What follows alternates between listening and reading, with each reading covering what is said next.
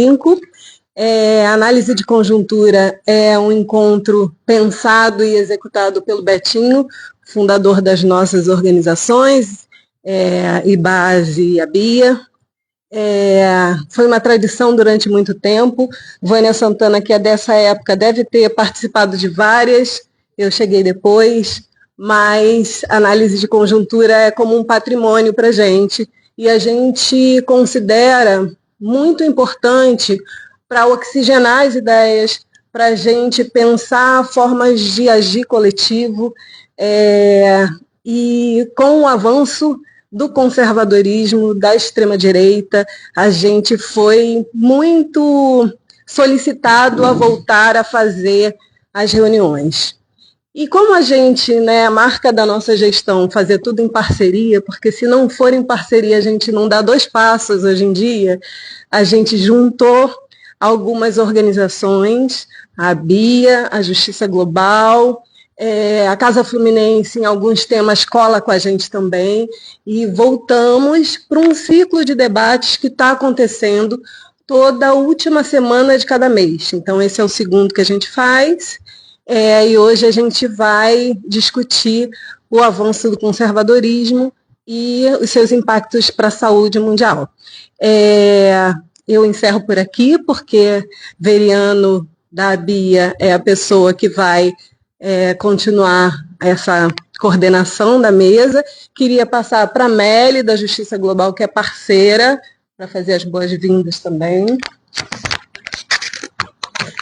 Bom, só para dar uma boa noite a todos, a todas, a todos. Eu sou Meli, sou da Justiça Global. Para a gente é uma honra estar compondo aqui, junto com o IBASE, junto com a BIA, que são organizações fundantes, para a gente, que a gente vem também na esteira do que essas organizações construíram.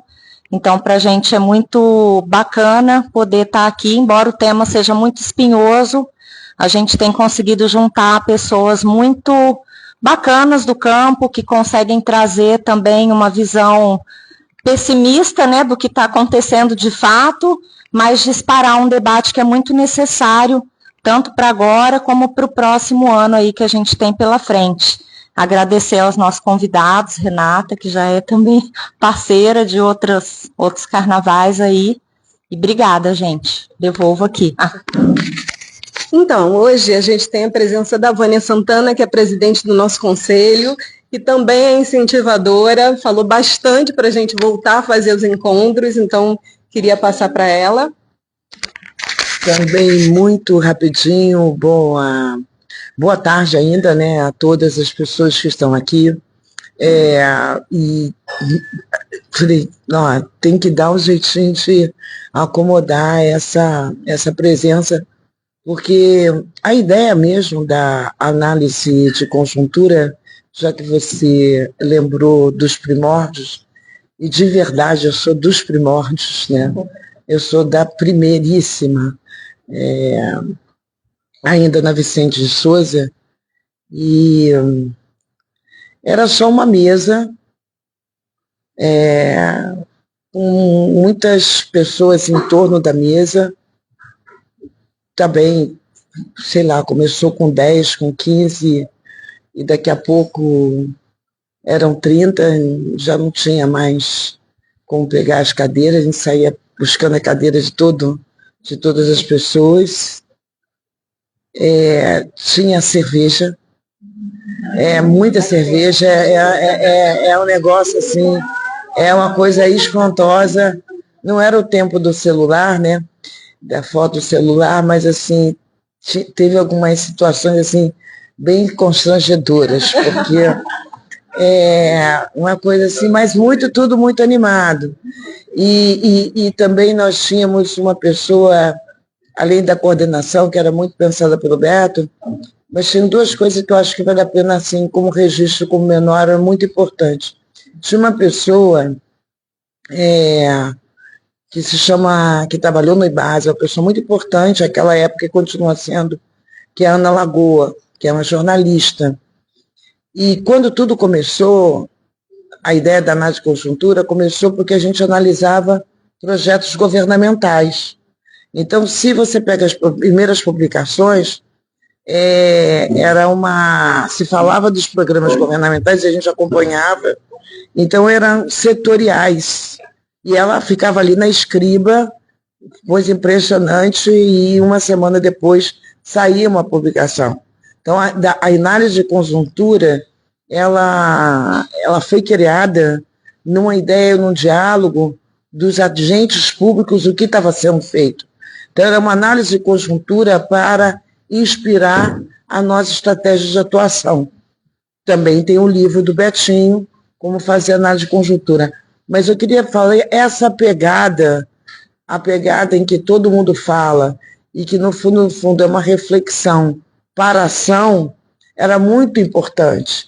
E eu acho que por isso que foi ficando tão animado, por isso que tinha tanta cerveja, mas eu acho que é por isso também que eu acho que super vai valer a pena sempre a gente fazer essa empreitada da análise de conjuntura para a ação, porque não é uma análise de conjuntura para só nossa reflexão, que também estaria bom, não estou fazendo a crítica, mas por que as pessoas iam? Porque a gente sabe se sentia mobilizado depois a dar o segundo passo, né? Então isso eu quero agradecer, estar na Bia é sempre um prazer enorme, e vamos lá, eu tenho um compromisso depois, que é o lançamento do livro da Branca Moreira Alves, do Feminismo no Brasil, então eu vou ficar por volta de 7h30 por aí, mas também um momento muito importante, porque a gente está precisando unir forças e trazer reflexões do passado que, na verdade, são muito atuais nesse momento. Muito obrigada e desculpe ter me estendido. Então, pessoal, eu não sei se o microfone está funcionando, acho que está, né? Tá, ótimo. Então, não, eu não vou falar muito mais, acho que vocês já disseram tudo. Para mim, também para a gente na Bia, é uma grande alegria juntar as parcerias, totalmente concordamos, Rita, a ideia é reforçar parcerias, eu acho que esse é o caminho, acho que a ideia de solidariedade, né, que as parcerias trazem, é um grande legado que o Betinho deixou aqui para a gente, como o Heber Daniel também, e que a gente vem tentando sempre atualizar. Então, é só reforçar essa questão, e como a Vânia também colocou, a ideia super acreditamos, e queremos, né, reforçar todas essas parcerias, juntar gente, juntar pessoas. Aqui tem esse espaço, mas podem ter outros, e a gente criar redes, porque nos próximos passos os próximos tempos, né, são sombrios, e se a gente não tiver articulado, os prejuízos podem ser muito maiores. E esperamos que daqui também possam até surgir ideias para resistências, né, e que a gente não fique tão pessimistas e volte a acreditar que a gente pode reverter um pouco dessa situação, né, e trabalhar por um mundo melhor. Então, eu acho que eu passo a palavra, a ideia nossa hoje aqui seria a gente ter, né, parte da dinâmica das análises, ter convidados que dão o pontapé, né, o inicial para o debate. Então, hoje a gente tem aqui o Richard Parker, que é presidente da Bia, e a Renata Reis, que é a diretora do MSF para a América Latina. Então, agradecer muito a vocês por se disporem a contribuir, então eu passo a palavra para o Richard colocar. Eu acho que a ideia é que o Richard vai trazer um pouquinho mais da visão, mas também na visão global, um pouquinho mais sobre os impactos na visão do Médicos Sem Fronteiras, né? Então, essa é a ideia, então, Richard, é isso aí. Tá ótimo, obrigado, Veriano, e todos. Eu agradeço a oportunidade e eu não vou estender muito. Eu vou tentar de jogar para a discussão alguns problemas que estão me preocupando, ou dúvidas que eu tenho, que eu acho que é importante de pensar para poder começar a pensar sobre estratégias de resistência, de reação, não é? Uma das questões que eu acho que está um pouco por trás, talvez, da nossa discussão hoje, mas parece séria, que a Bia, junto com o IBASE e Justiça Global, estão organizando, todos têm a ver com a extrema-direita e e o que está acontecendo, o que está sendo feito em diversos campos de atuação. Eu tenho uma dúvida que eu acho importante a gente entender melhor.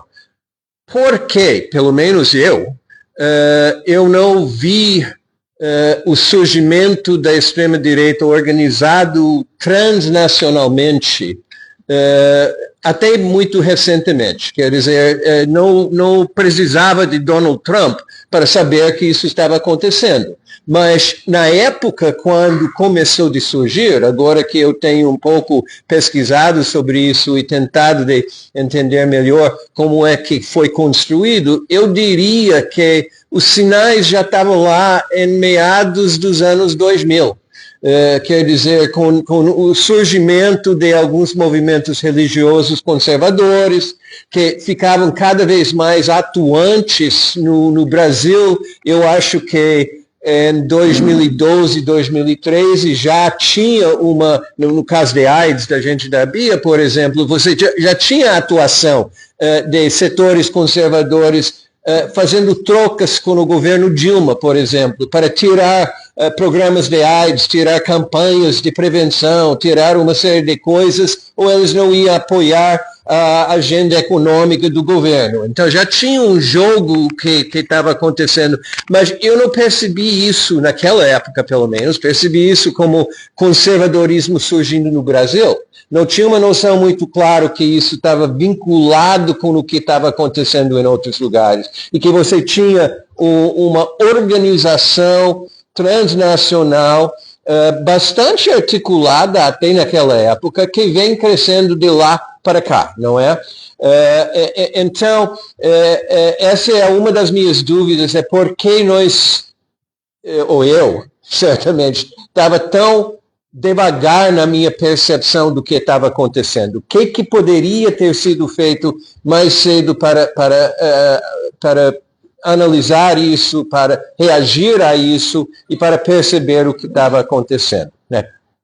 Uma segunda coisa que eu queria jogar para uma coisa para a gente pensar é a maneira em que os últimos meses tem colocado, principalmente por causa do governo Trump nos Estados Unidos, tem colocado um volume de ações tão intenso que quase fica desestruturante em termos de pensar sobre resistência. É tanta coisa atirando em tantas direções que você não sabe o que fazer, você não sabe como se organizar, você não sabe como fazer uma divisão de trabalho em diferentes campos. Eu devo me preocupar sobre o ataque nas universidades, devo me preocupar sobre o ataque contra a saúde global, devo me preocupar sobre o ataque à assistência em desenvolvimento internacional. Quer dizer, você tem, devo me preocupar sobre a ideologia de gênero, devo me preocupar sobre aborto, é tanta coisa que você um pouco fica imobilizado em termos da sua capacidade de organizar reações, não é? Então, e uma terceira coisa que talvez me preocupa mais do que os primeiros dois, que nenhuma das instituições ou áreas que tem sido sujeito de ataque, essas que eu mencionei, universidade, saúde global, gênero, nenhum deles estava, eu diria, uma situação que eu ia defender, que eu tinha uma crítica muito forte do campo de saúde global. Eu tenho falhas imensas. A maneira em que o capitalismo tomou conta dessa área, apagou qualquer tipo de resistência, criou um campo neocolonial, uma divisão de poder norte e sul, absolutamente reproduzindo os piores momentos de 100 anos atrás. Na medicina tropical, você tinha colonialismo, você tinha racismo, você tinha uma série de coisas que ao longo do tempo foram sendo combatidas, mas que voltaram nos últimos 20 anos de uma maneira absolutamente profunda. Então, eu teria milhares de críticas de fazer sobre saúde global, mas com o ataque que tem sido feito, você fica numa situação onde você acaba defendendo a área absolutamente falha que está sendo atacado pela extrema-direita. Então, você fica numa polarização que você perde a sua capacidade de análise crítica e de atuação contra as injustiças que foram existentes, porque você acha que tem que combater o governo Trump, ou os extremos direitos. Então, é uma situação muito difícil para mim de estar sentindo obrigado a defender instituições e áreas absolutamente falhas, cheio de problemas.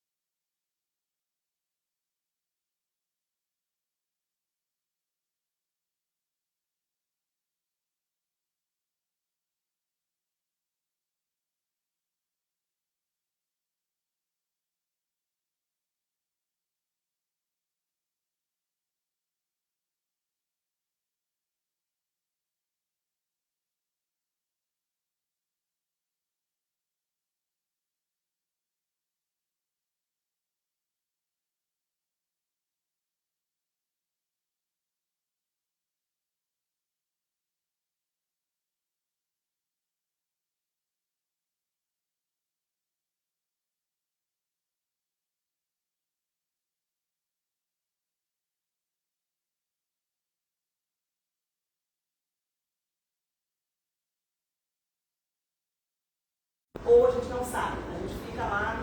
Então a gente faz água e saneamento, a gente faz algumas ações que não deveriam ser clássicas de um organismo médico, mas a gente faz também. Mas tem muitos contextos onde tem outras organizações fazendo água e saneamento, outras organizações fazendo saúde mental, por exemplo, outras organizações fazendo proteção na área migratória, outras organizações fazendo abrigamento de população super vulnerável. A gente está no hospital, né, fazendo atenção médica clássica. Tem outras organizações fazendo o possível para que essa população consiga acessar o sistema de saúde, que é o mínimo para ela se abrigar. O que está acontecendo é que 42% do financiamento disso acabou overnight. É isso que aconteceu com a situação dos Estados Unidos. 42% da ajuda humanitária global vinha dos Estados Unidos. E o Richard toca num ponto que é absolutamente central. Quantas milhões de críticas a gente tinha a instrumentalização da ajuda humanitária feita por muitos países, incluindo os Estados Unidos. Só que experimenta ficar sem os 42% que financiavam isso, instrumentalizados ou não, salvava a vida no final do dia, todo dia, em contextos muito complexos. Então, nenhum ator é capaz de substituir 42% de financiamento agora. Essa é a questão que a gente está vendo. A gente pode discutir agora, todo mundo da filantropia, como é que a gente vai reverter esse negócio. Mas hoje, agora, daqui até o final do ano, 42% da ajuda é uma coisa muito grande. É muito grande. Então, o impacto disso já está sendo sentido no dia 1. Então, a gente tem falado que no mundo humanitário nós somos o primeiro a tomar a plantada nos primeiros dias do governo. Porque do dia para a noite, muitas organizações se viram à beira de fechar as portas na semana seguinte. Então a gente está falando de profissionais humanitários que perderam seus trabalhos e não há como as organizações que ficaram nos territórios absorverem essa mão de obra necessária, que já era pouca, já era faltosa. Né? A gente está falando de um corte no Gavi, por exemplo, corte em vacinação.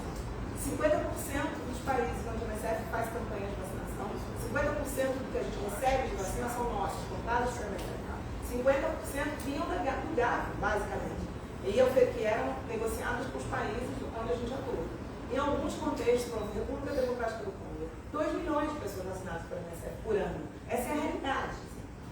Sim, o corte do Gavi impacta nos projetos que a gente tem agora. A gente está falando de um choque geracional de imunização. 75, o cálculo do Gavi, 75 milhões de crianças nos próximos 5 anos sem vacina básica. Essa é a perspectiva. A imagem que o Gavi está projetando é 1.200.000 mortes por falta de imunização nos próximos 5 anos, se ninguém entrar para substituir o financiamento que o Gavi tinha. Então, quando a gente vai olhando as camadas do que saiu, aí vem a tragédia. Né? Então, todo mundo sentiu igual? Não. Países que os Estados Unidos têm como desejo de não ajudar mais são os que mais precisam. Eu estou falando de Afeganistão, eu estou falando de Iêmen. São países que... Iêmen, 50% da população do Iêmen vive de ajuda humanitária. Essa é a realidade desse contexto. Se você seca a fonte de uma realidade onde 50% da população vive de ajuda humanitária, é uma tragédia. Assim. A gente está falando de um colapso, né? É um apagão humanitário.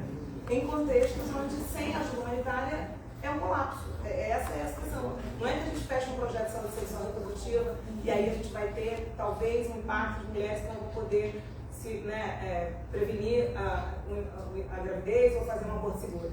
É comida, é programa de nutrição. A gente está falando de criança desnutrida grave. Sudão, a pior crise que a gente tem hoje para a MSF, a gente tem as piores crises que a gente tem hoje enfrentando Gaza, vocês imaginam o que a gente está vivendo, nós já perdemos 11 colegas, só a MSF.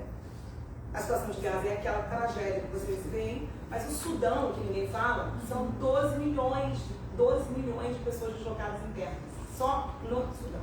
A crise nutricional do Sudão hoje é algo que a gente compara com o que aconteceu ali na Etiópia, Somália, no 80. É isso que a gente está vivendo ali agora, nessa invisibilidade, né? Ninguém fala do Sudão, o Sudão não é um tema nas agendas. O corte de ajuda humanitária no Sudão é um negócio. Entendeu? Então as conversas cotidianas nossas, diárias, sobre os dados que estão chegando, colocam a gente num nível de desespero real, porque as conversas que vão chegando do terreno e a gente está coletando informação desse 70 países, é um negócio nunca visto, águas não navegadas, é disso que a gente está falando. E aí, bom, tá difícil ficar otimista, eu estou tentando, tá ruim, assim, a gente, mas é porque é isso. E aí a gente pensa assim, bom, tá bom, vamos olhar o campo e vamos pensar de onde vai ter que sair esse negócio, como é que a gente vai recompor essa situação. Qual que é o problema que a gente está visualizando nesse momento atual? As outras operações, ao invés de estarem chegando com mais para tentar minimamente cobrir o mínimo do gap dessa saída, eles estão retrocedendo também. Então é uma tendência. Então o governo alemão está refazendo os seus cálculos de financiamento para a ajuda humanitária, a Bélgica está fazendo, os Países Baixos, né, estão fazendo, a França está fazendo, e os gastos começam a ser modificados e alterados para defesa e para ajuda humanitária interna, porque os migrantes que chegam nesses países também tinham essas organizações que resolviam ali minimamente o drama da chegada. Alguém vai ter que pagar essa conta. No caso, quando é dentro do território deles, eles vão tentar organizar de outra maneira. Então, eu diria que dos pontos que a gente vem recebendo aqui de situação catastrófica, eu diria que tem essa situação da vacinação, que é muito complexa, a situação de nutrição, os cortes do fundo de alimentos também é muito, muito grave, são muito impactantes. A gente não imaginou que será a discussão para epidemias e pandemias, porque a gente vai ter um corte também na coordenação pandêmica e epidêmica, com que chega de corte para a própria OMS, com todas as críticas que a gente tem a essa instituição. No momento de crise global pandêmica, tem que ter a agenda de coordenação, é completamente chave. Se o elo, se a cadeia de coordenação desmonta, a gente vai ter impacto no terreno, claramente. Saúde sexual e reprodutiva, como sempre, a gente sabe quem paga a conta de todas as crises das mulheres, não está lá na base de quem paga a conta das crises, então a gente tem essa situação. Migração, que é um tema que estava dado como o maior movimento migratório que a gente já viu na história, e agora com menos recursos para fazer o que já era insuficiente, vai operar, certamente. E eu diria que esses bolsões dos países que são os clássicos não desejáveis para os Estados Unidos, para usar uma expressão elegante, esses países vão sofrer os cortes mais brutais em cima de população civil. É esse que é o drama que a gente está vivendo. Está difícil de ficar animado. Eu fiz essa conversa lá em São Paulo umas semanas e aí as pessoas disseram, bom, e agora, né? Como é que a gente vai fazer?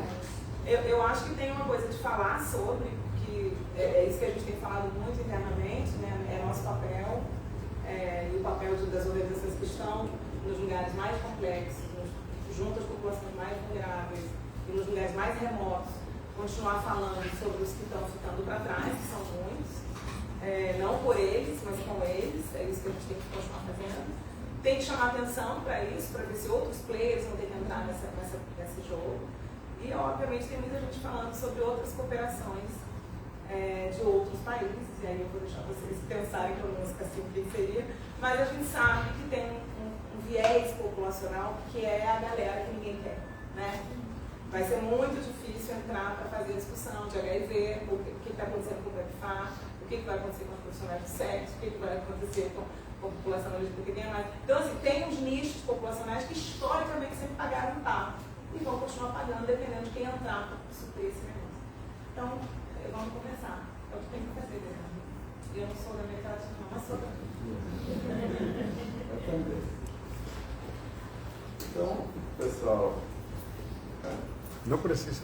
Não precisa do microfone. Está acontecendo a apresentação? Então, pessoal, acho que abre-se Caixa de Pandora. a caixa de Pandora. Como a Renata falou, eu acho que pelo menos começar a falar e quebrar silêncios para o muito difícil, porque a gente está no Brasil e dá essa ilusão, parece que a gente não está sendo afetado por esse avanço, né, da extrema-direita e das suas consequências nos países. Certamente não estamos entre os 70, né? Mas isso não nos implica, não nos tira da posição de solidariedade, né? De entender que a maioria são países da África, então tem um recorte racial incrível nisso aí, que tem que ser visto, tem que ser pensado. E eu acho que nada garante que a gente não venha sofrer pelas articulações que a gente tem visto por aí, que a gente, a partir do ano que vem, venha sofrer mais diretamente os impactos desse avanço, se não do Trump, da extrema-direita, como ela está se desenhando. Eu acho que a maneira como essa extrema-direita está se posicionando no Brasil, como o que a gente vê de, talvez não, eu acho que também a saúde, né, porque acabar com o SUS, né, minar o SUS, eu acho que sempre tem sido uma aspiração dessa extrema-direita, porque o SUS para eles é coisa de comunista, né, é a distribuição de renda, então nada implica que a gente venha a sofrer também sobre isso, e isso, assim, uma desarticulação do SUS, a gente viu pelo exemplo do SUS durante a Covid, que sem o SUS o Brasil sofre ainda muito mais, e a questão da violência policial, né? Principalmente sobre a população preta brasileira, e que essa extrema-direita apoia. A gente tem visto o que está acontecendo em São Paulo, Santa Catarina, acho que praticamente todos os estados, aqui mesmo no Rio, e que não está desconectado desse contexto. Agora, como é que a gente enfrenta isso, como a gente já colocou, né? Eu acho que é um volume, a gente já falou aqui, né, de várias, a questão humanitária, a questão de instituições que a gente sabe que direta ou indiretamente tem contribuído para esse cenário, e como é que a gente se posiciona, como é que a gente se recompõe frente a tantas frentes para poder enfrentar, e principalmente estando às vésperas de um ano eleitoral, que eu acho que é fundamental para a nossa, eu digo, sobrevivência. Pessoas tendo uma LGBT, que seja, é uma questão de sobrevivência, né? Eu acho que muita gente negra, mulheres, todos também já estão começar a se preocupar com isso. Eu acho que abre-se o debate, é um debate duro, eu acho, marcado por pessimismo, mas a gente tem que se enfrentar, não pensar sobre isso. Não pode ficar só na minha cabeça. Posso falar também? Boa noite a todos e todas. Eu sou Suzana, atualmente coordenadora do GT de Propriedade Intelectual, da Rede Brasileira pela Integração dos Povos, que é um projeto da desde o princípio. Quando a gente fala, por exemplo, acho que não foi mencionado HIV/AIDS e o número, né, que é vários números, mas a gente está falando de 30 milhões de pessoas que podem agora, de uma hora para outra, de forma muito abrupta, perder acesso ao medicamento, aos medicamentos de HIV/AIDS. E a gente tem um mundo de 39 milhões de pessoas que vivem com HIV/AIDS. É 75% dessa população. E é 75% dessa população que está em países pobres, são populações extremamente vulneráveis. São populações não brancas. E a gente está lidando com uma extrema-direita que é supremacista branca, que é necropolítica na veia. Então, o que acontece em Gaza, que é o genocídio e destruição em massa de todos os tipos de instituições, inclusive as facilidades hospitalares, então, assim, é a negação total do direito à vida. E a gente está falando de algo fundamental para o direito à vida com dignidade, que é o acesso à saúde. E ao mesmo tempo que a gente vê um genocídio às claras e uma destruição em massa em Gaza, a gente está vendo um genocídio muito silencioso no continente africano, como a Renata colocou, que são povos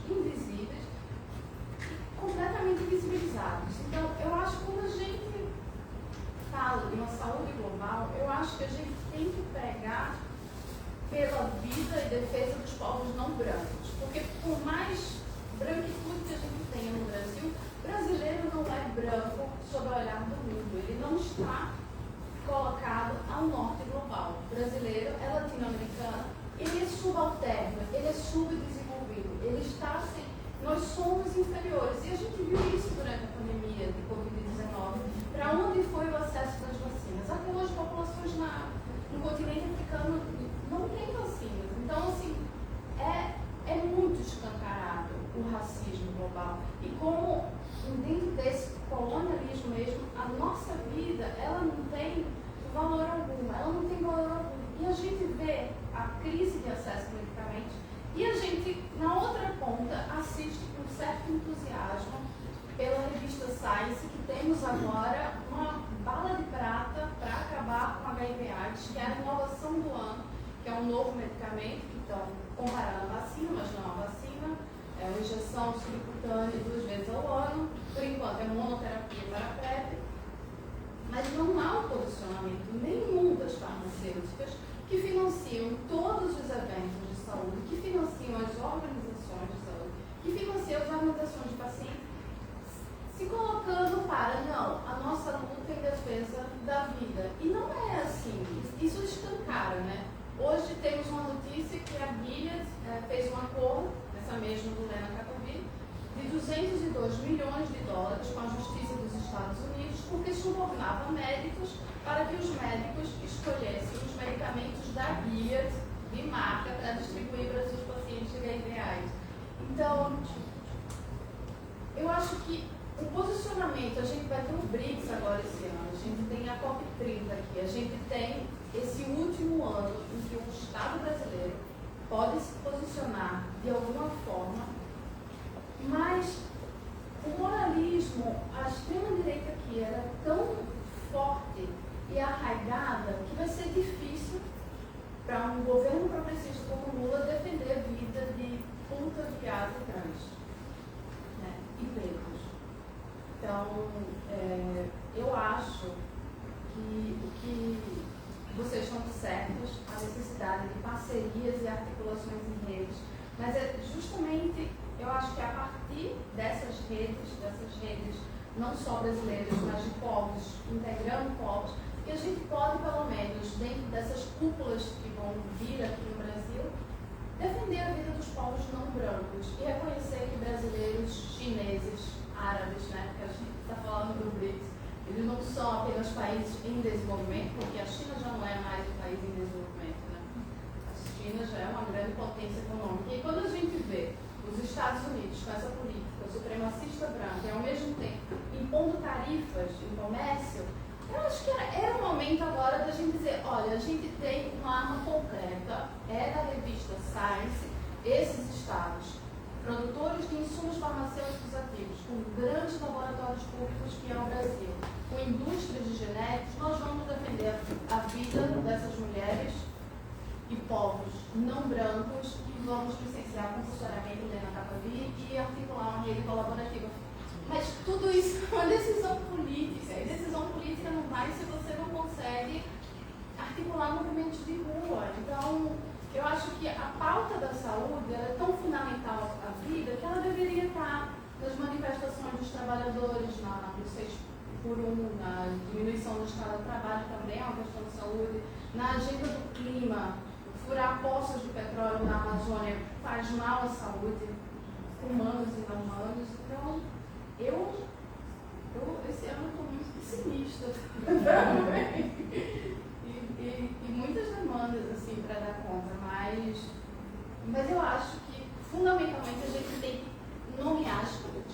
É um genocídio, e é supremacista branco, é supremacista branco, e tem que ser feita alguma coisa com mais firmeza, assim, uma política antirracista brasileira internacional, eu diria.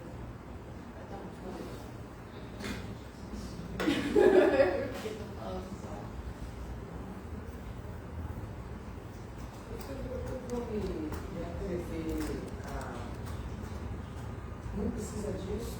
Não, mas não precisa mais. Não, mas eu vou referir dos comentários do Richard. Você fez, você não tem feito. Tomara que você fez, você disse. Mas é que de fato, as historiadoras financeiras.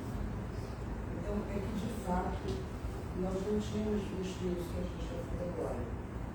Então, isso é absolutamente novo, entre aspas. E é muito importante que a gente veja esse novo nos desafios de alguma coisa no esquerdo político, nos coloca.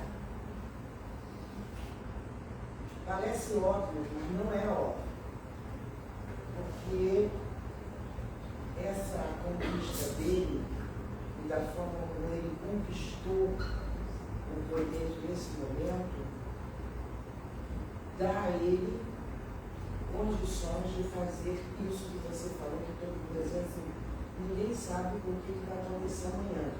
Então, tem essa avaliação que se cura, isso é mesmo uma estratégia, um ataque desde as universidades, muito dos financiamentos, desde serviços públicos à universidade, e eu vou tirar o benefício de contribuição, como a gente tem aqui, isenção, né? As organizações que vão para os Estados Unidos também são isentas de pagamento de impostos. Vou acabar com isso. Com todo mundo, aspas com todo mundo, né? Que é essa sensação de que realmente desconcerta a estratégia lá e de forças progressistas ao longo do mundo. Eu acabei de falar isso, eu acabei de voltar de lá. Eu passei por lá 10 dias, lá na CSK das Nações Unidas depois de um mês. Que foi vergonhoso tudo que a gente aconteceu, mas também muito interessante. Vocês terem uma ideia, eu visitei no dia 14 de março, na sexta-feira, o Afro-American Museum, e um grande parceiro nosso, o curador de lá, e disse que bom que vocês vieram hoje. E estava super programado que nós iríamos fazer essa visita pelo menos 2 meses, imagina. Porque a gente não sabe se a gente vai estar aberto amanhã. Amanhã era sábado. Amanhã era sábado, estava nesse momento do spring deles, o break, né, porque estava na cidade, eu nem sabia disso, nascendo, aflorando as cerejeiras, então é um período que a cidade estava lotada e os museus cheíssimos, porque os museus cheios de grátis, são grátis. Eu fiquei sabendo muito mais coisas sobre a história do museu e a população que visitam nós para visitar os museus. E ele quer privatizar os museus, quer cobrar a entrada. Então, você está entendendo? É tudo isso e é essa que efetivamente tem consequências sobre nós. Porque é uma ideologia.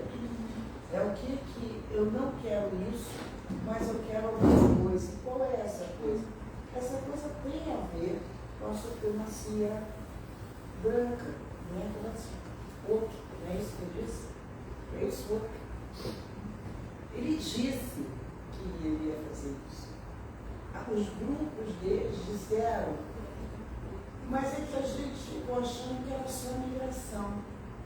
É uma história de um muro, um negócio assim. É verdade que tem uma pessoas brancas, empobrecidas nos Estados Unidos, tão satisfeitas, eles achavam que era só isso. Essas pessoas que eram um certo malucos, que invadiram o capitão, entendeu? Era uma coisa assim, pá, que dava para assim. Não, a outra parte importante dessa história toda é que não é ele, são corporações. Entendeu? O que a gente está vendo nesse momento, e eu acho que tem muito a ver com o básico, porque isso aqui, o básico foi criado, por incrível que pareça, para analisar a influência do capital internacional. Esse era o papo. Mas foi na data da origem. Mas uma das coisas que conecta com o que você está falando, o que você disse, é que talvez nunca como antes nós tivéssemos que lidar não com a atuação dos Estados nacionais, o Estado Nacional Americano. Nós estamos falando das corporações, dizendo como é que elas querem que as coisas se organizem ou se desorganizem para serem organizadas de outra maneira. A guerra da tarifa não é uma guerra de tarifa, são modelos de atuação corporativa. E nós não podemos fazer com que esse player China, que é imensamente corporativo, a partir do Estado, continue avançando do jeito que avançou até o presente momento. Então, acharia, e claro, alguém vai ter que ceder. Mas a senhora já disse, cara, eu não vou ceder. E quem conhece lá sabe, eles não vão ceder. Eles não querem saber, eles não precisam ceder. O cara diz assim, mas o problema é que ele está fazendo isso há 50 anos, nós estamos fazendo há 5.000 anos.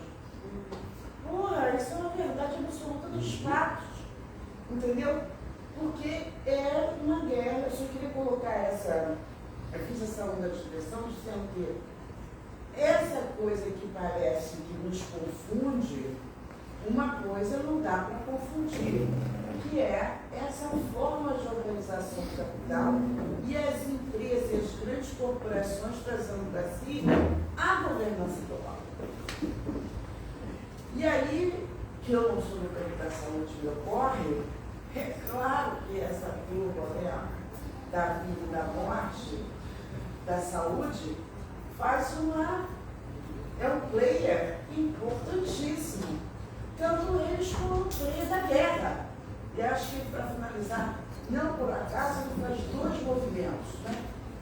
As tarifas, e vou ligar para o Putin e vou terminar com essa história agora. Não está dando nem certo no conflito Ucrânia e Rússia, e também não está dando certo na trocada na China. Mas quem é que começou a se preocupar? As corporações, não as populações, que deveria ser, com certeza, do que a gente está falando de fascismo, ou do que se diz que é da supremacia branca, a gente deveria olhar para as pessoas. Eu argumento isso que eu queria trazer, que ver as pessoas é importante, mas, na minha opinião, quem está jogando mesmo na atual conjuntura são as grandes corporações. Tá? Então, claro, tudo bem, você pode alugar 6 Boeings e pegar lá os iPhones lá na Índia. Ui, deu certo. Mas o que são 1,5 milhão de iPhones nos Estados Unidos? Isso é nada. Então, assim, é tão risível, porque isso são as fragilidades das corporações. Porque esses caras que estão fazendo a decisão parece que são pessoas muito inteligentes. Mas talvez não sejam tão inteligentes. Mas acontece que tem atrás deles gente que financia isso e não vai financiar isto que você está. Entendeu? Então, assim, esse é o ponto que eu queria agregar no debate sobre o que vocês mencionaram agora. O papel desse player, que não é que a gente não tenha nunca pensado sobre ele, mas é o lugar que ele toca hoje, nesse momento escancarado. Agora, tem algumas coisas que têm surgido já, que dá pistas concretamente de ação. Né? Tanto a Renata quanto a Suzana falaram coisas sobre a questão de alimentação, a maneira em que certos países extremamente excluídos estão extremamente arriscados de desastres totais, e sobre os BRICS. Os BRICS é uma coisa curiosa, porque 20 anos atrás, nos anos 2000, meados dos anos 2000, eu era super otimista sobre a possibilidade que os BRICS iam surgir como uma alternativa à hegemonia da saúde global. E o Brasil estava na liderança disso dentro dos BRICS naquele momento. O Brasil estava investindo em fábricas para produzir antirretrovirais em Moçambique. Enfim, tinha uma série de iniciativas interessantes que eu achava que isso era uma saída à maneira que a saúde global estava caminhando. E eu fiquei decepcionado porque isso evaporou ao longo dos próximos 10 anos e até meados dos anos 2010. Eu não achava que os BRICS estavam capazes de fazer absolutamente nada que eu tinha esperado. Mas, no momento, eu não sei qual é o caminho de pedras para chegar lá, mas no momento onde países como os Estados Unidos estão se retirando do multilateralismo total, não vai estar no COP, não vai estar na OMS, não vai estar em vários lugares, mas a China vai. China tem um investimento profundo em desenvolvimento na África que eu imagino que vai começar a continuar crescendo dentro de, porque eu acho que também China não vai entregar, China vai forte e vai, na minha opinião, vai avançar bastante na sua competição com os Estados Unidos. Aí você tem um governo no Brasil onde, com todos os problemas que esse governo tem, que são imensas, mas você tem um compromisso absolutamente claro do presidente e do seu governo com a questão da fome como uma coisa principal. Enfim, se a gente tivesse sabia qual era a entrada, não sei, seria absolutamente lógico o Brasil investir via os BRICS, via a parceria com China, investir. Isso é um problema que nós podemos fazer alguma coisa, e podemos fazer alguma coisa sem grande dificuldade e coerente com todas as políticas que a gente está defendendo. Então, é um exemplo onde, em teoria, você podia ter a possibilidade de ação muito concreta com os players que estão atualmente na mesa, não é? E o outro é a questão dos antirretrovirais e a produção dos antirretrovirais e a substituição, porque uma coisa que pode ser feita, de fato, com esse problema dos 30 milhões de pessoas, você tem que achar alguma divisão de trabalho para países que ainda querem trabalhar multilateralmente para responder a esse problema. O Brasil teria um lugar óbvio para fazer isso nos países lusófonos da África, mas por alguma razão que eu não entendo, parece que essa agenda dos anos 2000 foi esquecida pelo próprio Lula. Enfim, eu tenho várias vezes usado a fala de Lula quebrando patente ou fazendo licenciamento compulsório de Faverin sobre, enfim, o discurso dela tem que ser relembrado a ele, porque ele parece que esqueceu isso completamente. E eu não sei, novamente, qual é o caminho de fazer isso, mas tenho a impressão que uma coisa que o movimento de AIDS podia estar fazendo, Comissão Nacional, sei lá, quais seriam as organizações para acionar, mas de levar isso para pressionar o governo dentro do programa de AIDS, para assumir a sua responsabilidade de uma maneira coerente com as suas declaradas políticas nesse campo, é uma coisa que até o momento eu acho que ninguém está falando, ninguém está fazendo. Então, tem algumas coisas que são concretas e não são tão difíceis, na minha opinião, dado a situação que nós estamos analisando aqui. Né? Eu posso fazer não, é que agora eu não vou falar mais como diretora de UNICEF. Agora eu vou tirar esse chapéu. A diretora foi embora. A diretora foi embora. A diretora da Rede foi ela foi para a Bolívia agora. Não, é que assim, eu não tenho como não olhar para esse caso que a gente está vivendo em relação à política brasileira em especial e não fazer um paralelo com o que eu já olhei em relação ao que a política norte-americana já fez inclusive em governos democratas, não? Nem eram governos conservadores e republicanos. Mas, por exemplo, essa coisa da tarifa, eu fico tentando explorar exatamente o que a gente já viu, para pegar muita fala sobre corporações. Sempre foi meu tema na vida, eu sempre trabalhei com o tema de corporações e tal. Na prática, quando anunciou a coisa das tarifas, eu falei, bom, esse filme a gente já viu forte nos anos 90, que foi os anos que eu mais estudei política norte-americana aqui, né? O que eles faziam ali, naquele momento, do GATT, antes do OMC existir, lá naquele tempo da informática, quem é mais antigo lembra da coisa que o mercado brasileiro fechou para a lei de informática, e a gente produzia tudo nacionalmente, produzia o que dava para produzir nacionalmente. Isso era uma grande tensão comercial nos Estados Unidos lá no final dos 80. O governo Sarney, em pessoa, tem falas hoje em dia seriam consideradas à vanguarda. Imagina aquela lei, a lei de HIV, né, a lei de antirretrovirais, e as falas altivas sobre a defesa do mercado brasileiro em contradição à pressão das corporações norte-americanas de computadores na época, é um negócio divino de olhar hoje em dia. Assim.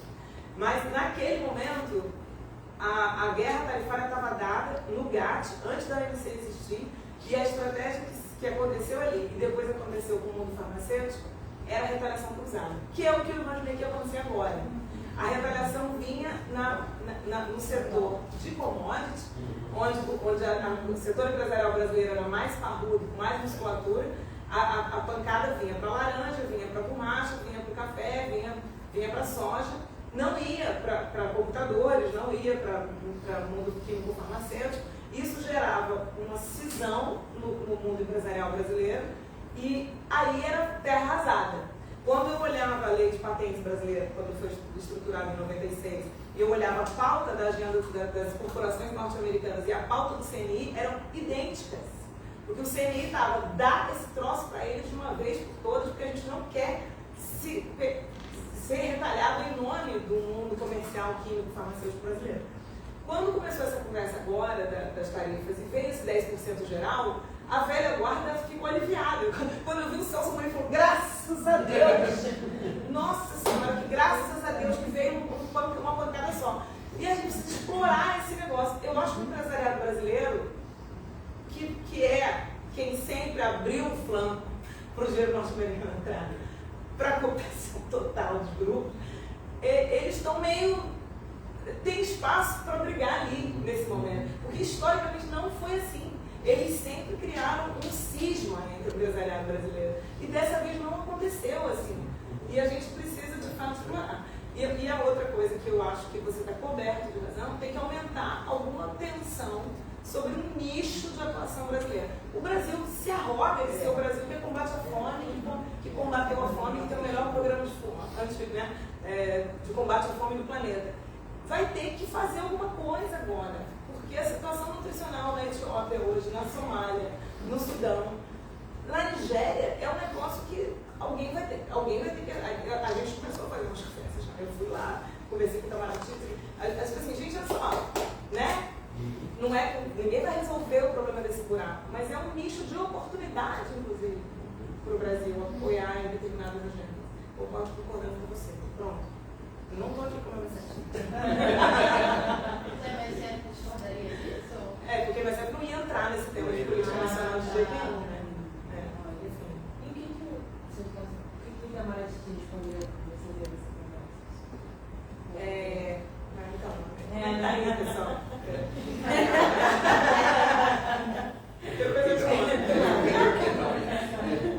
Porque essa mais uma reação que vocês estão falando, e muito da minha perspectiva da agenda aqui, o monitório, mesmo com a entrada do Trump e toda essa devastação, é como se é uma normalização das coisas, mesmo esse nível absurdo de destruição, existe uma normalização absurda também do que está acontecendo. E aí, recentemente, adotou-se o texto, só para mim, adotou-se o texto do Tratado de Pandemia, e os países mantiveram as suas posições e de muito compromisso, de muito compromisso.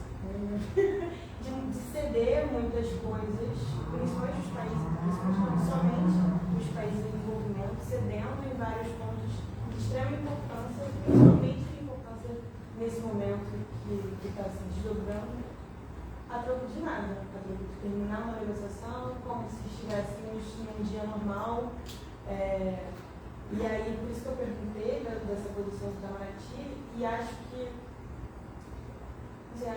esse nexo que vocês estão fazendo aqui, eu não tinha visto, pelo menos, né? Esse nexo tão amplo, mas tão bem amarrado, ao mesmo tempo de, assim, esse é o momento e é uma grande oportunidade e em vários planos, mas no acesso a medicamentos pode ser um prioritário, né?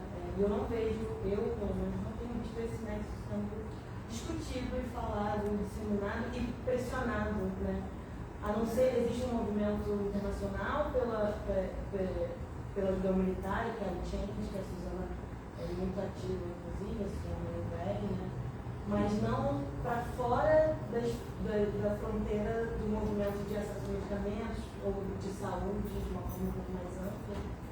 E, enfim, acho que eu não sei porquê, mas eu também tenho a impressão, eu não sei o que Itamaraty falou com a Renata, mas eu tenho a impressão que Itamaraty teria mais aberturas para recuperar algumas dessas políticas anteriores do que o Ministério da Saúde nesse momento. Eu estou pouco otimista a conseguir alianças ou aliados dentro do Ministério da Saúde. Então, talvez até tenha pessoas que gostariam, mas eu acho que está mais aquado por várias razões. Itamaraty tem uma tradição de profissionalismo que tem memória, que em comparação com muitos outros lugares do Estado e do governo, eu acho que é mais difícil imaginar criar aliados. Em Itamaraty eu não acho que seria tão difícil. E até tem uma longa tradição de aliados em Itamaraty com relação aos direitos sexuais, por exemplo, que é uma coisa que podia ser e quem trabalha com isso no Brasil sabe quais são as pessoas, sabe aonde ir. Não sei se estão indo, mas eu acho que seria difícil, pelo menos, criar uma estratégia para tentar fazer alguma coisa nesse sentido. Isso.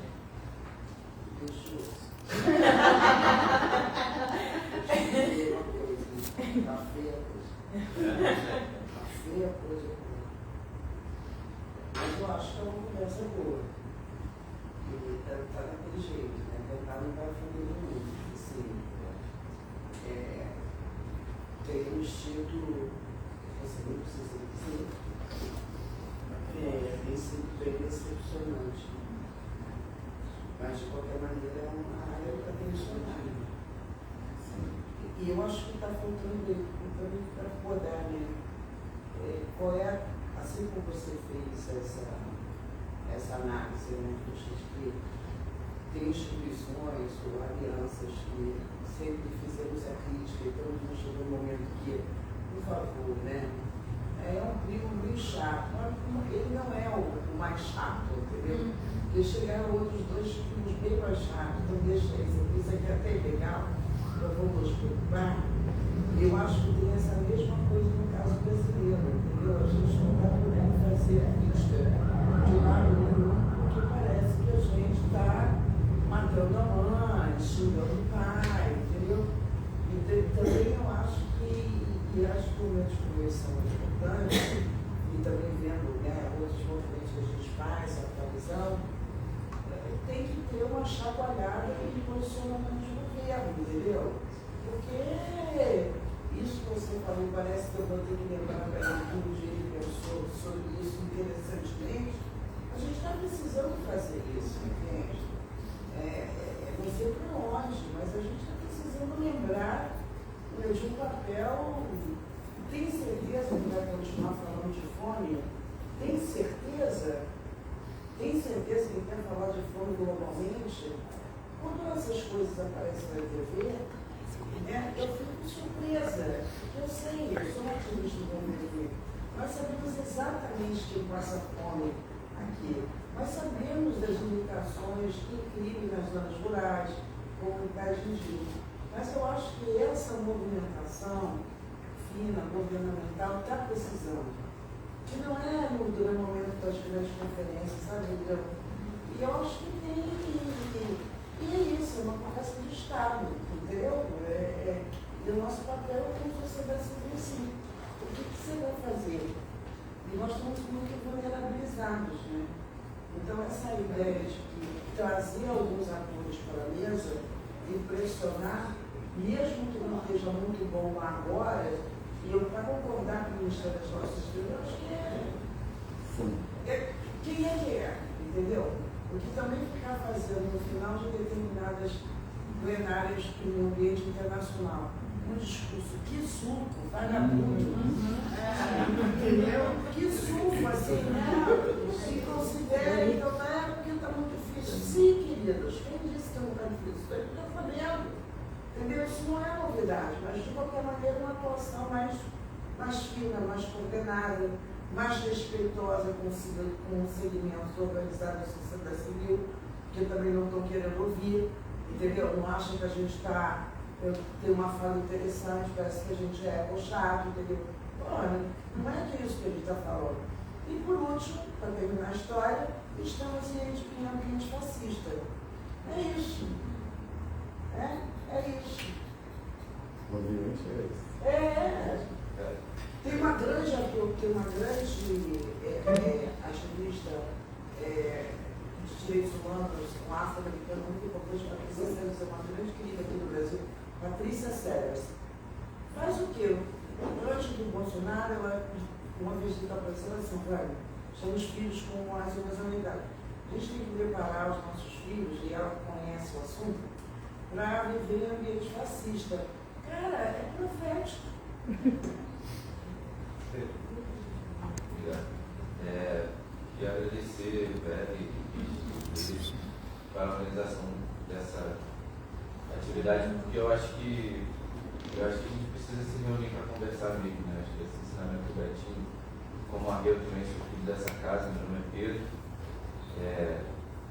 trabalhei aqui na Via, há 13 anos. E me sinto ainda um filho dessa casa, me sinto em casa aqui. Hoje eu estou na Internacional de Serviços Públicos, que é uma federação sindical global. E eu gosto muito, né, desse debate que está acontecendo aqui. São debates também que acontecem no mundo sindical, sabe? Eu vejo muita proximidade, né? Que eu acho que é uma coisa que parece talvez um pouco óbvia, mas, por exemplo, quando eu estava aqui na Via, eu sentia uma distância muito grande, né, no mundo sindical com as outras organizações da sociedade civil. Né? Tendo estado aqui e hoje estando, né, no movimento sindical, eu vejo uma aproximação maior assim, nos debates, talvez seja pela conjuntura de coisas que a gente esteja vivendo, mas eu acho que é uma coisa importante. Algumas coisas que eu estava aqui tentando refletir, eu acho que a gente tem que, que essa desarticulação do financiamento militar, do desenvolvimento, né, toda esse ataque ao multilateralismo que a Arminha estava colocando, eu acho que o Richard coloca muito bem que é um processo que já vem de muito tempo. Eu acho que tem algumas categorias que são especialmente atacadas, né? O público, né, e o trabalho. Né? Então, assim, quando a gente tira esse componente de classe do debate, aí a gente perdeu já. A gente perdeu. Se a gente não se identificar com trabalhadores e trabalhadoras que estão totalmente precarizados, né? Sei lá, eu estava vendo hoje, né? Gilmar Mendes, tá com um negócio que, gente, vai acabar tudo, 13º férias, descanso remunerado, vai acabar tudo no Brasil. Né? E se a gente vê de onde está vindo essa agenda, é do mesmo lugar que está vindo o desmantelamento da ajuda humanitária. Entendeu? É exatamente do mesmo lugar. né, que é um bando de bilionários no céu. Sacou? É verdade, assim, os caras que odeiam todo mundo. Talvez por isso. Que odeiam todo mundo, né, e que estão a serviço das grandes corporações, ou as grandes corporações estão a serviço deles, enfim, também tautológico, não faz muita diferença nessa altura da vida, que é uma supressão de determinadas categorias, né, do que é público, né, do que é comum, não é? Que é uma destruição total. Né? Então, quando a gente recoloca o debate nesses termos, né, então, assim, é o desmantelamento do SUS, é o desmantelamento do multilateralismo, que é uma forma de a gente tentar nivelar o campo, não é? De tentar juntar poucos com pouco poder para igualar muitos com poucos com muito poder. Né? A gente pode fazer essa analogia em vários segmentos da sociedade, não é? É isso que está em jogo, entendeu? É tirar qualquer possibilidade de igualar o campo. E aí a gente perdeu, a gente vai perder. Né? Porque nós somos muitos com pouco poder, né? Tentando lutar contra os poucos que têm muito poder. Só que quando a gente está totalmente desarticulado, né? As estruturas de solidariedade que a gente conhecia, que permitiam essa articulação, também estão desarticulados, não por nossa culpa, né? Porque existe um processo de curso muito bem organizado para desarticular essas estruturas, que são o multilateralismo, que são os sindicatos, que é a sociedade civil, que é a ajuda humanitária, não é? É uma desarticulação total de todos esses segmentos nos quais a gente se organiza e nos quais a gente busca solidariedade nos nossos, não é? Então, esse lance que a Rania traz, né, dos países do sul global abrirem mão de suas posições históricas para fechar um acordo aguado, sim, mas qual é a alternativa? Era não fechar o acordo e ia ter uma porra de um ônibus da extrema-direita lá em Genebra comemorando que a OMS acabou. O que é melhor? Eu sinceramente não sei. Sabe, eu não sei. Porque as duas opções são péssimas, não é? Então, assim, foi mal, eu achei que ia fazer uma fala super otimista. Eu estava escrevendo, tá bem. Mas, sempre perto da Suzana, né? Quando ele fala de Genebra, sabe, eu sou mais pro lado da Eliana e Bruxa e todo mundo é aqui. Genebra tem que estar decidindo nada, não. Totalmente, eu concordo com isso. Bomba lá. Mas assim, mas assim, para mim a mensagem importante é que os debates que eu escuto no movimento sindical são muito parecidos com os debates que eu escutei. São muito parecidos. É o extermínio de uma parte da população mundial, é o extermínio dessas categorias, né? A Internacional dos Serviços Públicos, claro, né? Tem a agenda do trabalho decente, a agenda do desemprego, a agenda das boas condições de trabalho, mas também tem uma agenda muito importante de garantir financiamento para serviços públicos universais de qualidade, não é? Que são fundamentais para garantir, por exemplo, o trabalho decente. Não é? Se a gente não tiver plenas condições do Estado financiado, do sistema de saúde, né, que empregue esses trabalhadores e trabalhadoras que vão exercer sua profissão de uma forma digna, né, uma coisa não existe sem a outra. Né? Mas quando a gente tem esse movimento, né, esse extermínio, por exemplo, do financiamento público, né, e aí eu acho que as universidades americanas, assim, é uma coisa surreal, né? O presidente querer fazer Harvard se dobrar, né? Ajoelhar diante de uma coisa muito louca. Gente, isso é muito louco, cara. Isso não estava no jogo. Não estava no jogo, assim, é um negócio, cara, o cara está esticando o máximo possível. Porque, enfim, também é que, sei lá, como se a gente fizer uma analogia com o MSF, entendeu? O MSF tem estudadores privados que conseguem segurar a onda. Né? Harvard tem esses estudos bilionários que conseguem segurar a onda. Colômbia não tinha, outras organizações não vão ter que se dobrar, entendeu?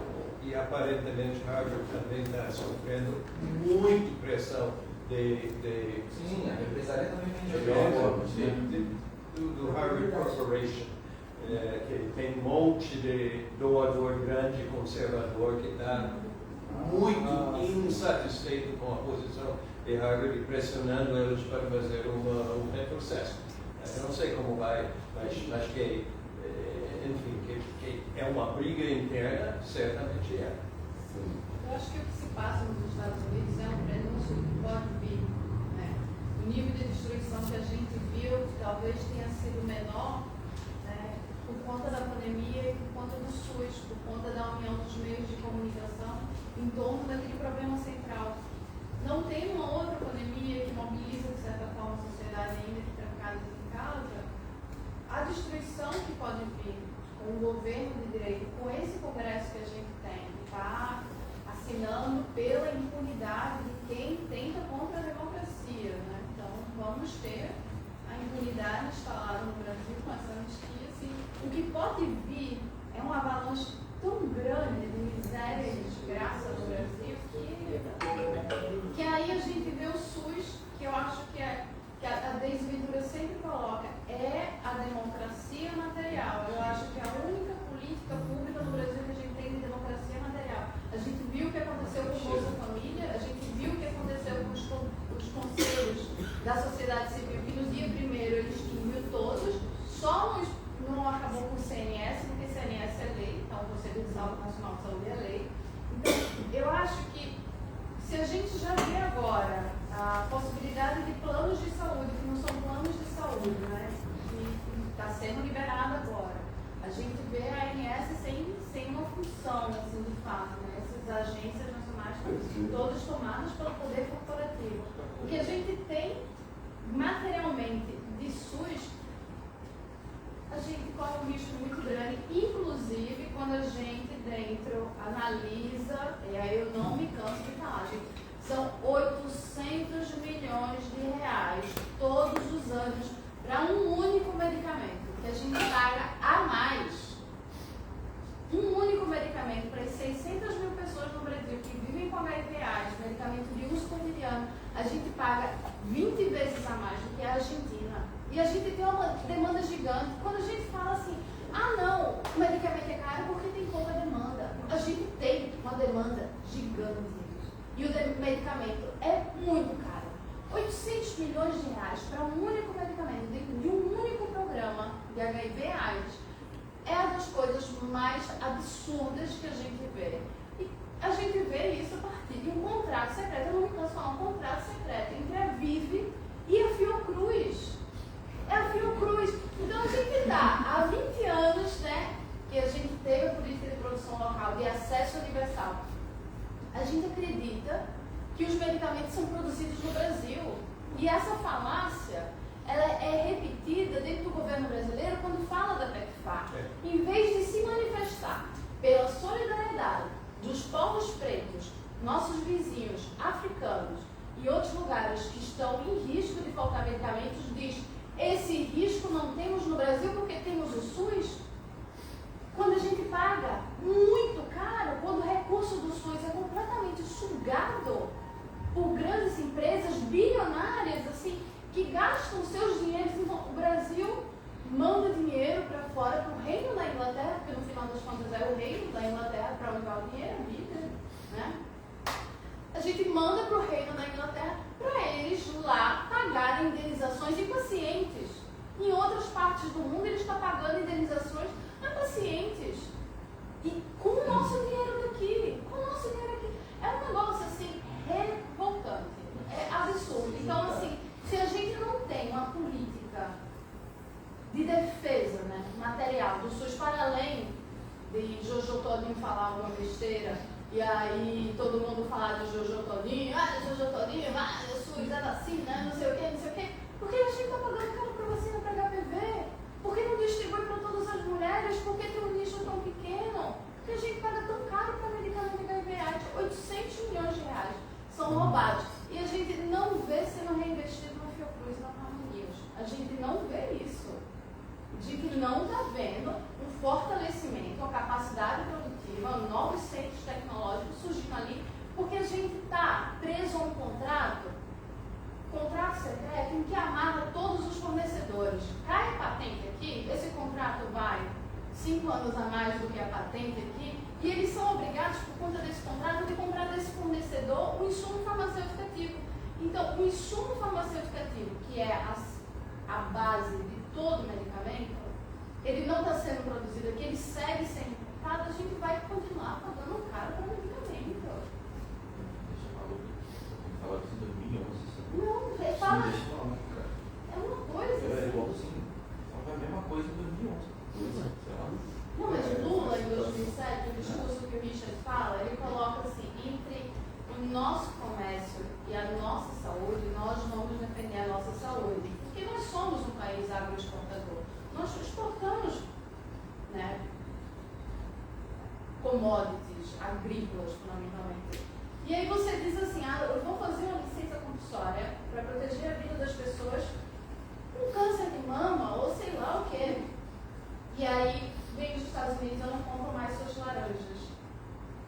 Gente, a gente coloca na mesma balança a vida das pessoas e proprietários de terras, né? Que estão aí mandando a vida das outras pessoas que são violadas por algum negócio. Nossa, a gente tem a Bayer jogando pesticida e a gente tem a Bayer oferecendo medicamentos contra o câncer.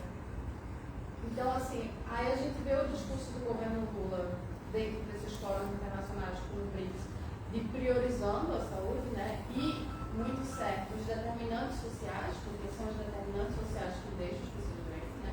São as condições de vulnerabilidade, mas não associa com o poder corporativo e fica em um outro plano acreditando na boa vontade dessas empresas a partir de licenciamentos voluntários que são contratos entre entidades. Então, você coloca um laboratório público para se submeter ao poder econômico de uma grande corporação. Não dá, quando a função dele deveria ser a função social de proteção do SUS, da vida das pessoas. Tá difícil. O que você está falando aí, eu me recordo do que o Trump está querendo fazer com a Rússia, acabar com a guerra. Não, você me dá uma parte desse material, como é que chama? Terra rara, né? Que eu acabo com a guerra. Só que ele conversa com Putin, não, você tem que parar com essa guerra. Aí com o Zelensky, né? Da Rússia, aí ele começa a atacar ele, né?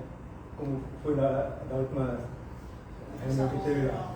Ou seja, o que você está falando aí, ou seja, parece que ele está caminhando para um mundo que a importância do ser humano é nada, mas o capital sempre presente, ou seja, eu tenho poder, o meu capital, eu mando, ou você aceita ou eu mato vocês todos lá. Ou se não, tipo ele queria fazer com a Palestina. Não, eu vou reconstruir lá. Vou acabar com a guerra, mas vou reconstruir. A que preço? Né? A que preço a gente está pagando para ter um medicamento tão caro que não retorna com benefício de fato? Né? Acho que o mundo está para mim está uma catástrofe. Tá. Eu não estou conseguindo ver nada bom. Meu Deus.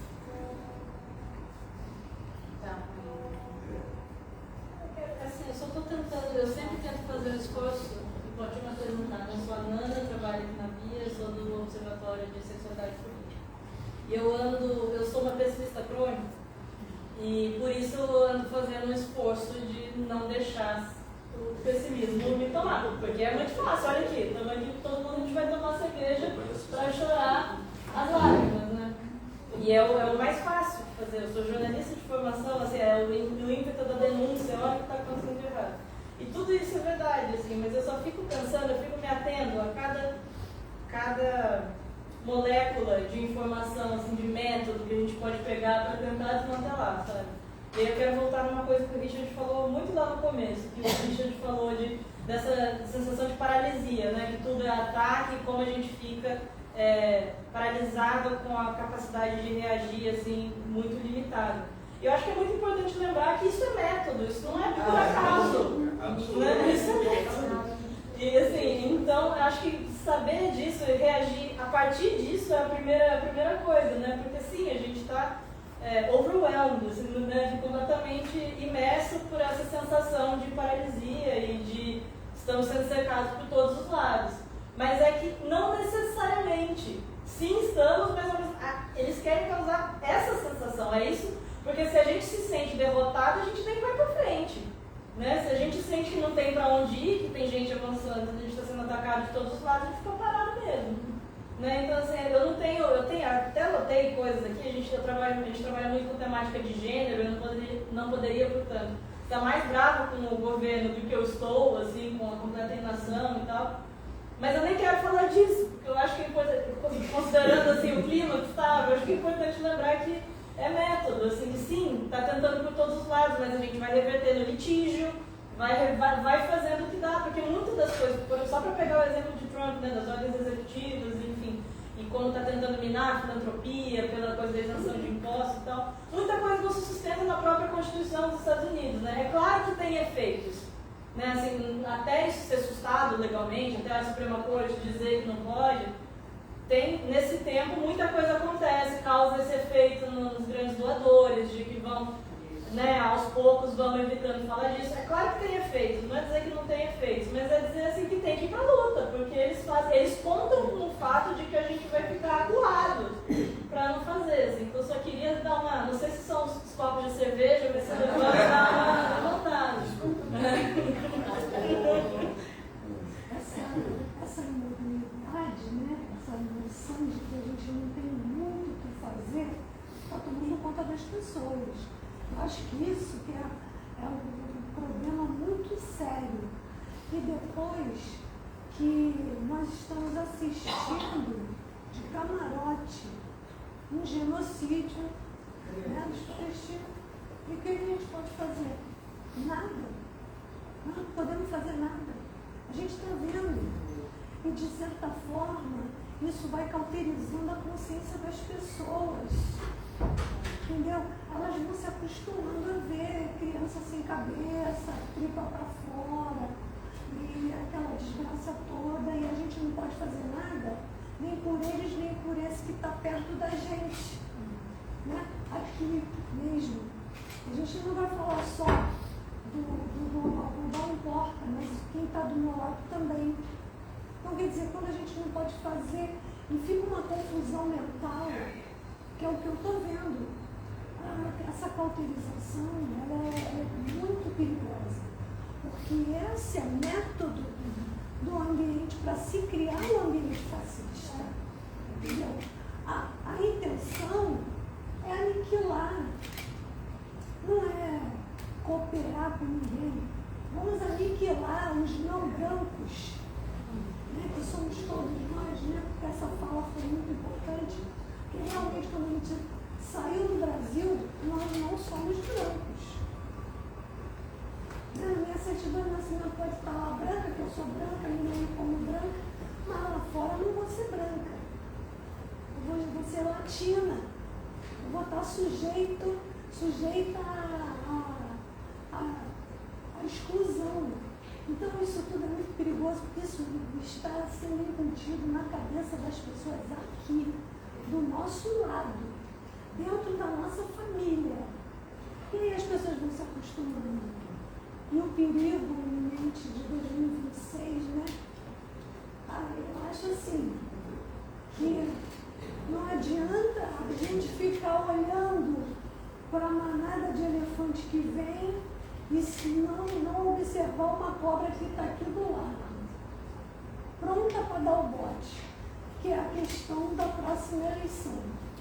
A gente precisa esquecer todas as diferenças, todos os defeitos do SUS que a Todinho apontou, que a gente sabe que tem, mas não é por aí.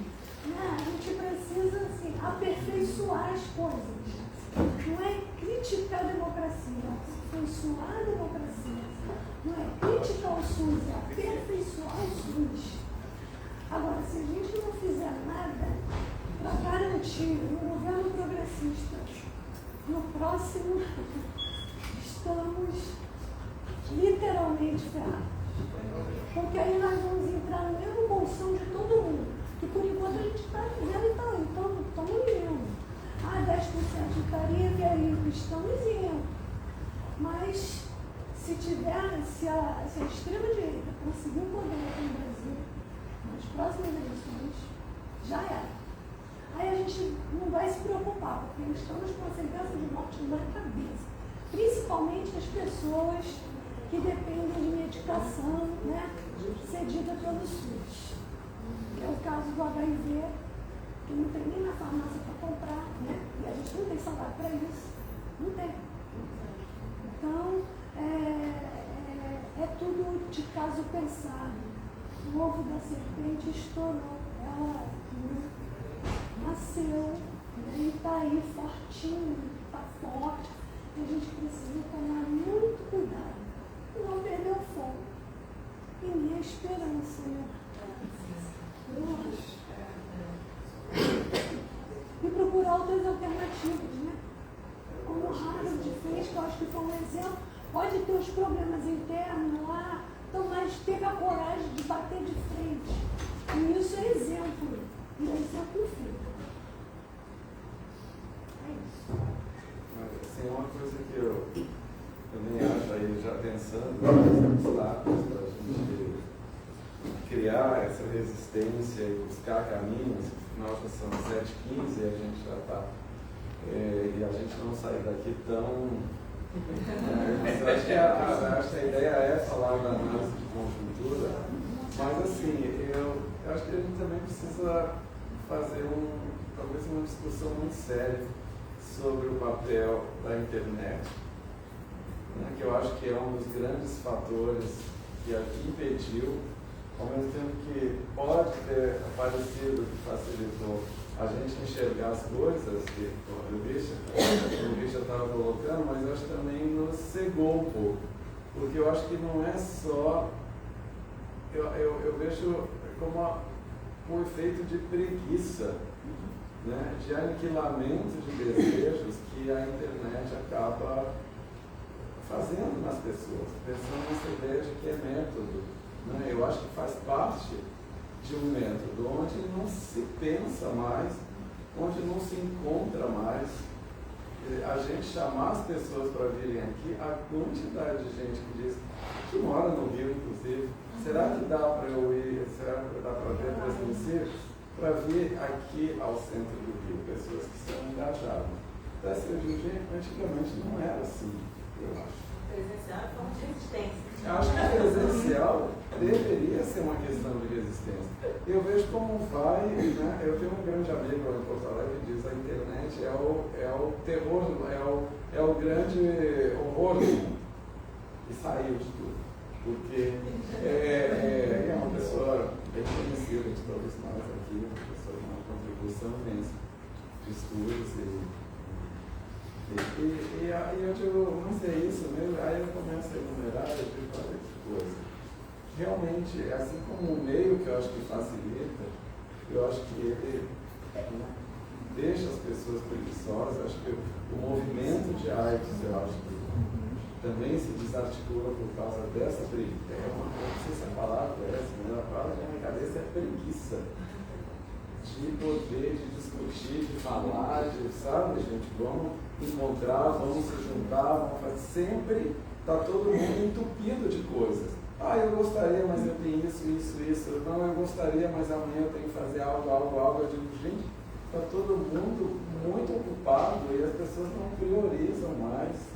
Inclusive, elas sabem do horror que está se vivendo, das grandes ameaças, mas ela tem que ir ao supermercado, ela tinha marcado não sei o quê, ela tem que ir no barbeiro, elas têm que, sabe? Então, assim, eu não sei se isso a gente também tem que começar a ver e pensar que estratégias, como é que a gente usa isso. Hoje, com o Richard, a gente saiu na via, saímos do X, chamados X, agora a gente está na Blue Sky. Assim, tentando ver, a Luciana nem sabe o que é Blue Sky. Então, assim, mais alternativa acreditando em fazer uma diferença nesse cenário. Eu sei que a gente tem que começar a falar sobre isso também. E né, Richard, a gente estava falando que ele não consegue se libertar dos Mark Zuckerberg. Ele está no Instagram, WhatsApp, ele está no Instagram agora. Dá milhões para estar no pronto. Pois é. Entende? Então, assim, como é que a gente encontra também saídas para mover as pessoas e ver o que a gente faz com esse monstro criado, né, e o que ele faz com os desejos das pessoas. Inclusive, bom, quebrando o Tesla, está tirando o Elon Musk do governo Trump. Tem coisas que pode fazer, né? Quebra. Então, fizeram, né? Os Estados Unidos quebraram, vários na Europa também estão quebrando. Então, assim, eu não sei o que a gente faz aqui. Todo mundo sair do X, né? Começar a usar outras ferramentas de comunicação, mostrar para o mundo o que é importante fazer isso, né? Começar a romper com essa ideia, começar a falar para as pessoas, gente, não é possível que a gente esteja tão ocupado assim, porque todo mundo hoje em dia vive muito ocupado, com milhares de atividades, e a gente não. Então, eu acho que isso é método também, sabe? É muita atividade para não fazer nada, é muita coisa para não fazer nada. Contra isso, tudo que a gente já falou aqui. Então, assim, é algo que me angustia. Eu acho que tem que falar desse monstro, como nosso amigo Carlos Alegre fala. E do que está sendo, que a gente está produzindo para perpetuar silêncios, ou não, ou usar isso ou com outras alternativas, com outros caminhos, para criar algum tipo de resistência e efetivamente solidariedade.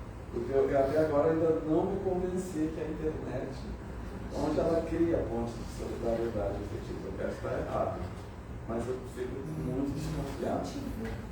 Né? E eu acho que o desafio é esse, né?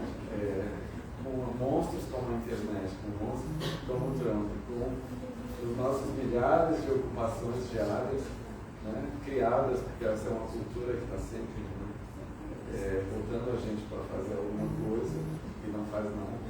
Como é que a gente cria essas caminhos, né? Eu acho que diria pontos de solidariedade. Eu acho que essa é a palavra. Acabamos de fechar um projeto ali.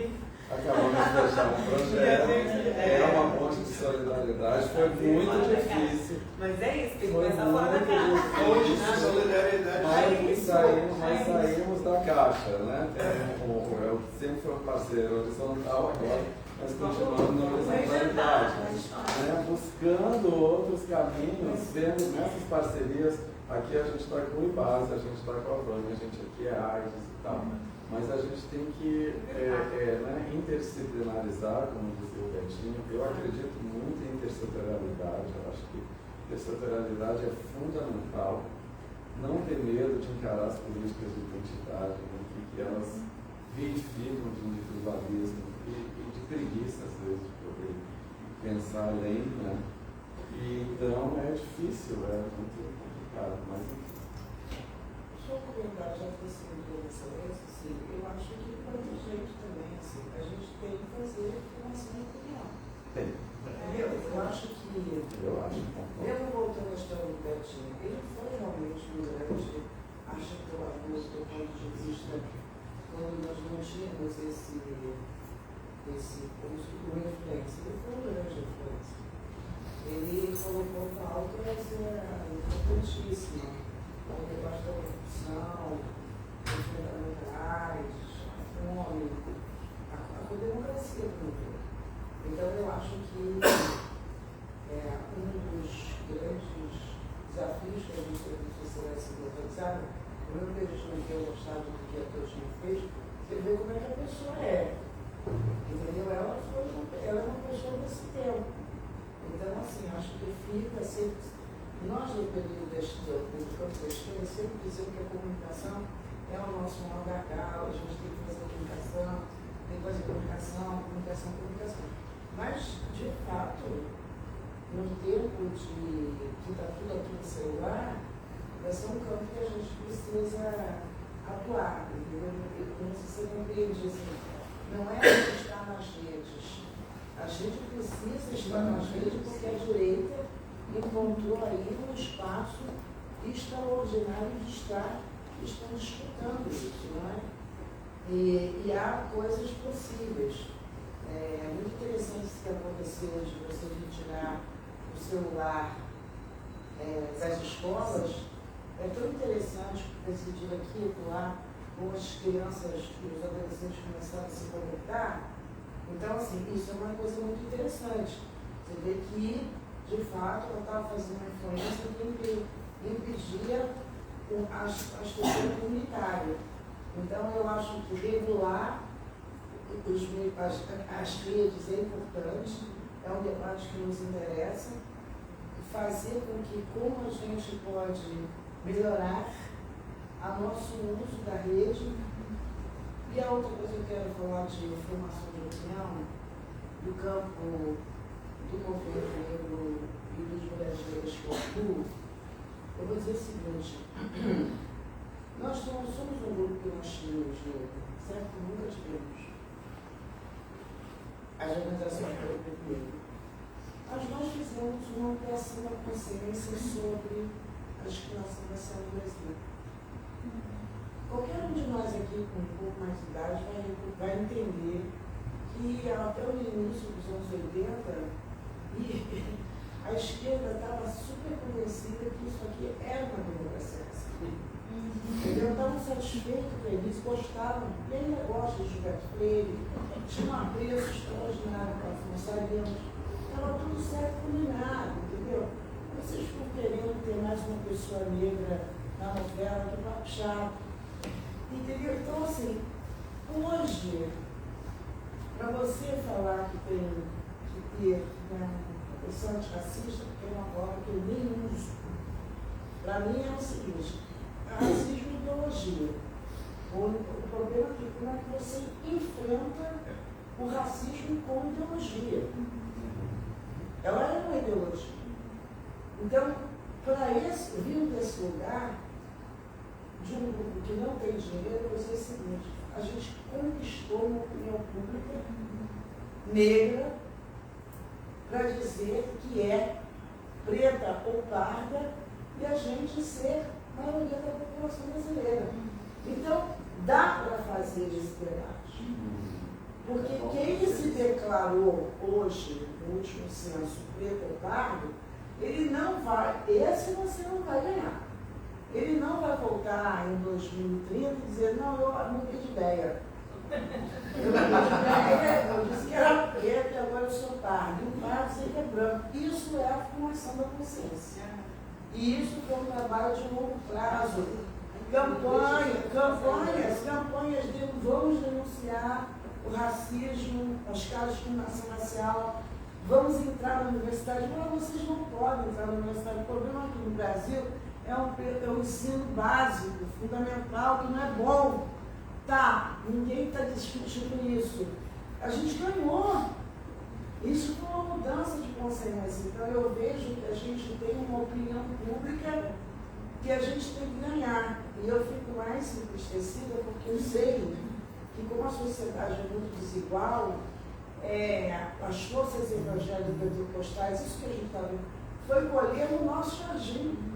A maioria das pessoas, lembraremos o seguinte, no passado, para elas terem a força que elas têm hoje, elas foram colher nas pessoas negras o seu esteio de suporte, que foi a militação dela. O único segmento organizado da sociedade civil que disse que isso não ia dar certo, esse crescimento das igrejas pentecostais, evangélicas, fundamentalistas, foi o movimento negro. Por que foi o movimento negro? Isso está comprovado. Né? Por quê? A demonização das religiões de matriz africana foi a chave ideológica para você criar um inimigo comum, dizer que aquilo ali era Exu, era macumba, pombagira, e, portanto, era prostituição. Estou contando essa história para dizer que quando a gente coloca a discriminação racial no centro da discussão, a gente tem que dizer, isso é importante, tivemos ganhos, que é a consciência, 55%, mas quantas igrejas evangélicas a gente não conseguiu? Ainda não conseguiu. Não é à toa que o racismo religioso cresce exponencialmente. E é isso. Qual foi a batalha que a gente ainda não ganhou? eles querem entrar no campo da disputa do sagrado. Isso é profundamente teológico. E acho que a única coisa que a gente não falou aqui é que a direita não é a direita. É uma direita evangélica, branca, uma disputa sobre esse sagrado ocidental, uma cultura ocidental e etc. e tal. Então eu queria falar assim, só para responder um pouco a você, se não atrapalha, é o seguinte: temos que fazer um trabalho da formação da opinião pública. E eu diria, vivendo de um grupo político que não tem acesso a nada, eu vou dizer que a gente conseguiu alguma coisa. Hoje, você, quando um policial tem 4 meninos, 2 brancos, 2 negros, e ele vai nos negros, tanto os negros quanto os brancos diz: eu sei o que está acontecendo aqui, parece uma atitude policial, mas é racismo. Isso é que é fantástico. Parece que é uma coisa, mas não é essa coisa, é racismo. Ah, parece que ele só está preocupado com a propriedade, parece que tem alguém roubando. Não, cara, isso não é um roubo, não é um furto, isso é racismo.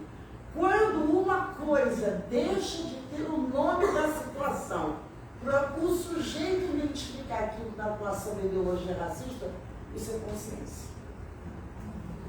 Eu acho que esse é o caminho, né? Como é que a gente...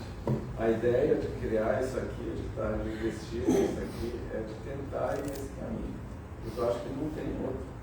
E é o que eu acho que é a nossa história, a nossa memória, se for colocar isso para outros grupos, para outros ganhos, vamos dizer assim, que a gente teve, e não transais, como LGBT, como as prostitutas, enfim.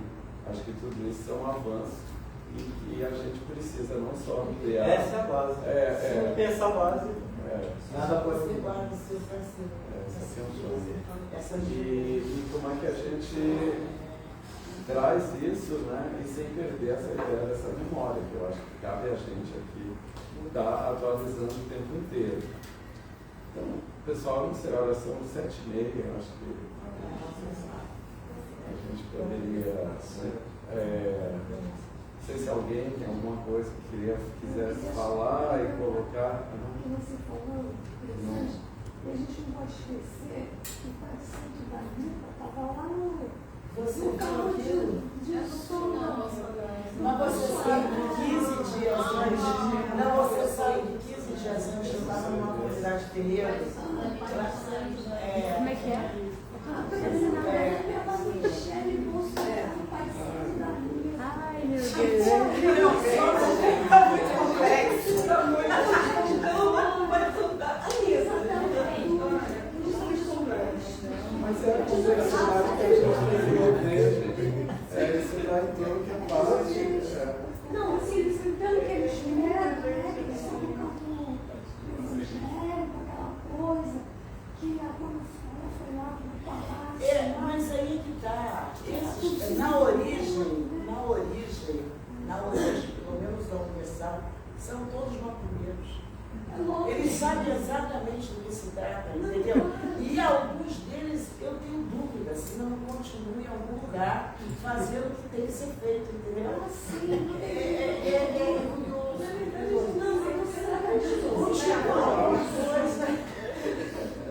Porque é uma obsessão. Mas é a complexidade do tempo, né? A gente tem que conversar sobre isso. Como colocou, são pessoas desse tempo. E esse é o tempo que a gente está vendo, está em tudo que é. Porque está lá a versão dita defende o sionismo, né? Que é prosaico. É a guardiã de Meca. Então, assim, é o tempo que a gente viu. Então, assim, pessoal, eu acho que vamos aguardar então a próxima análise. Não sei se Rita quer colocar mais alguma coisa para fechar aqui o nosso debate. Reforçar a importância desse espaço. A gente está vivendo isso, essa sociedade complexa. A gente está às vésperas de um ano eleitoral, a gente está vivendo todo o desfinanciamento da sociedade civil também. A gente tem escolhas políticas a serem feitas, né? Porque é isso que você falou. Apostaremos num governo progressista? A gente se pergunta muito. É um governo progressista, com todos, né, os acordos que precisam ser feitos para o governo ganhar? A a gente fica muito desafiado mesmo nesse momento, porque ao mesmo tempo todo o trabalho que a gente faz com os territórios tem um desacreditar, e aí a gente tem que voltar para um trabalho de ideologia, e a gente tem esse tempo, né? A gente tinha um Betinho que tinha um farolzão, que ele conseguia pegar um tema e fazer todo mundo. Não temos um Betinho. Como que a gente constrói? A gente conversa numa análise de conjuntura pensando, a gente tem que, só que a gente tem hoje, né? O desafio da gente é muito urgente. E é isso tudo para dizer que a gente não vai sair com uma receita aqui hoje, mas a continuidade da discussão, a ampliação da discussão, o convite a outras pessoas, a escuta atenta, as parcerias, a possibilidade da gente construir coletivamente, eu acho que vai apontar caminhos e a gente precisa deles. Então, eu agradecer a presença de todo mundo, agradecer as pessoas que estão assistindo online, agradecer os parceiros, agradecer as pessoas que fizeram as falas, todo mundo que contribuiu. E dizer que na última semana, dias de estar em abril, maio, a gente tem um outro encontro. E é um encontro que vai ser organizado pela Justiça Global.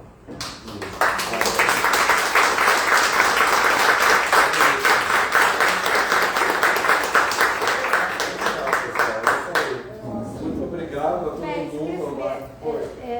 Por exemplo, eu acho que também é uma coisa que eu acho na discussão que eu acho que tem faltado, pelo menos assim, que acho que de um tempo para cá, a questão do movimento social, da sociedade civil, por